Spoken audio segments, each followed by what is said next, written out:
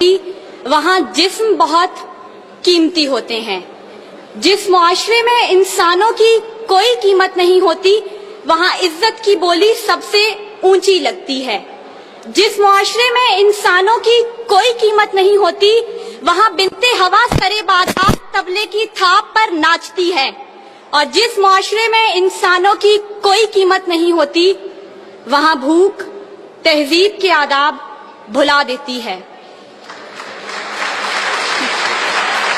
यहाँ हवस के पुजारी स्याह रातों में सफेद जिस्मों का जीवन स्याह करते हैं। यहाँ पे नाचते पैरों की थाप बिकती है, यहाँ पे जागती आंखों के ख्वाब बिकते हैं, यहाँ पे फूल से होंठों की प्यास बिकती है, यहाँ पे जिस्म है बिकते शबाब बिकते। आली वकार भूख 2 वक्त की रोटी के एवज बिनते हवा को इब्ने आदम की हवस का निशाना बनने पर मजबूर कर देती है, लेकिन कहीं कोई कयामत नहीं उतरती। 14 साला बीरा अपनी असमत लुटाने के बाद जान से भी हाथ धो बैठती है, लेकिन कहीं कोई कयामत नहीं उतरती। थर की जलती रेत पर नंगे पांव चलने वाली कौम का सदर इस्लामाबाद की सड़कों पर मर्सिडीज में सफर करता है, लेकिन कहीं कोई कयामत नहीं उतरती। बलोचिस्तान की खुश्क साली पर एयर कंडीशन कमरों में मिनरल वाटर पी कर गौर किया जाता है, लेकिन कहीं कोई कयामत नहीं उतरती।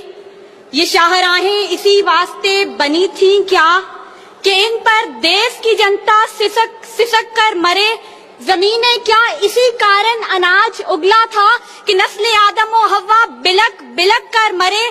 मिले इसीलिए रेशम के ढेर बुनती हैं कि दुख्तराने वतन तार तार को तरसे। चमन को इसीलिए माली ने खून से सींचा था कि उसकी अपनी निगाहें बहार को तरसें। आली वकार यह है इस्लामी जमहूरिया पाकिस्तान, जहां हर कोई अपनी धुन में मगन है। सर खुजाने की फुर्सत नहीं, दाएं बाएं की फिक्र नहीं।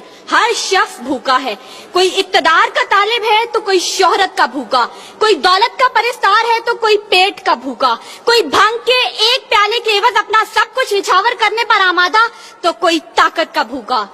कह तो रजाल बढ़ता चला जा रहा है।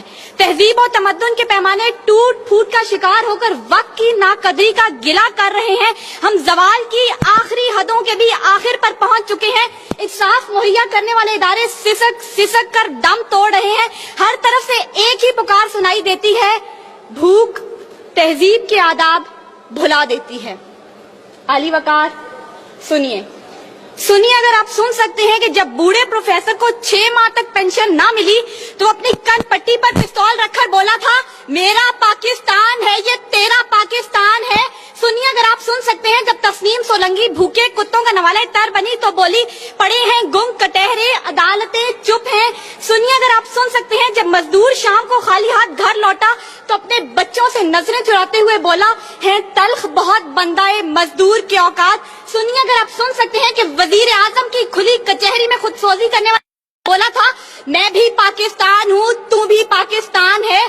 सुनिए अगर आप सुन सकते हैं जब जागीरदार के दस्तगीर गरीब हारी की बेटी को उठाकर लेके गए थे तो वो बोला था, आवाज दो इंसाफ को, इंसाफ कहाँ है। सुनिए अगर आप सुन सकते हैं कि डमा डोला के बेगौर कफन लाशें चिल्ला कर कह रही है, नवीद दो इंसान को कि इंसान मर गया।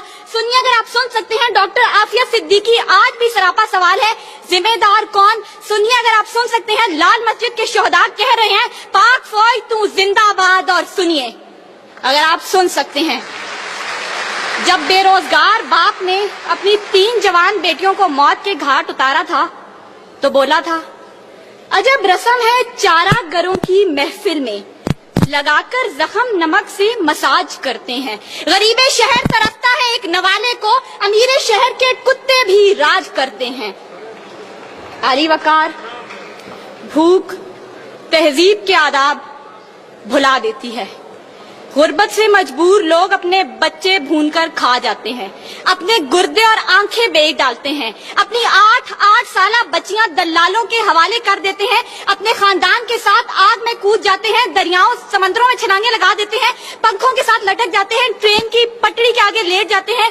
गुर्बत, जुल्म और महंगाई से मजबूर लोग अपने मासूम बच्चों के गले काट देते हैं। आली वकार صدارت، وزارت اور عمارت کے بھوکے تہذیبی اقدار کو پامال کر دیتے ہیں. کبھی تو چند کھوٹے سکوں کے بس قوم کی بیٹیوں کو بیچ ڈالتے ہیں، تو کبھی مساجد کا تقدس پامال کرتے ہوئے انہیں لہو رنگ کرتے ہیں، اور کبھی اپنی ہی عوام سے کہتے ہیں میں تمہیں وہاں سے نشانہ بناؤں گا کہ تمہیں پتہ بھی نہیں چلے گا. جب لوگ یہ کہتے ہیں خدا دیکھ رہا ہے، میں سوچنے لگتا ہوں کیا دیکھ رہا ہے. علی وقار، اس سے پہلے کہ بھوک اس ملک کو کھا جائے، اس سے پہلے کہ لہجے بے آواز ہو جائیں، سر سنگیت سب بے ساز ہو جائے، ملت اسلامیہ کی یہ بیٹی، ملک و قوم کی بیٹی اور آپ کی بیٹی آپ سے استدعا کرتی ہے خدارا اس بوڑھے باپ کا سہارا بن جائیے جس کے بیٹے نے خود سوزی کی. خدارا اس عورت کے آنسو پوئیں ڈالیے جس کی بیٹی جاگیردار کی ہوس کا نشانہ بنی. اور خدارا ان معصوم بچوں کے سر پر دستے شفقت رکھیے جن کا باپ پولیس مقابلے میں مارا گیا. ان اشعار کے ساتھ ہی موضوع زیر بحث سمیٹتی ہوں. ستم ظریفی وقت نے کلیوں کی نزاکت کو، دلوں کی محبت کو اس طرح سے مسئلہ ہے، اس طرح سے کچلا ہے کہ زندگی اذیت ہے اور سانس کی بھی قیمت ہے. کس کا ہاتھ ہے جو خون سے رنگا نہیں، کس کا گریباں ہے جو گرفت سے بچا نہیں. صدائے موت آتی ہے شہر بھر کی گلیوں سے، خون کی بو آتی ہے پھولوں اور کلیوں سے. شکریہ.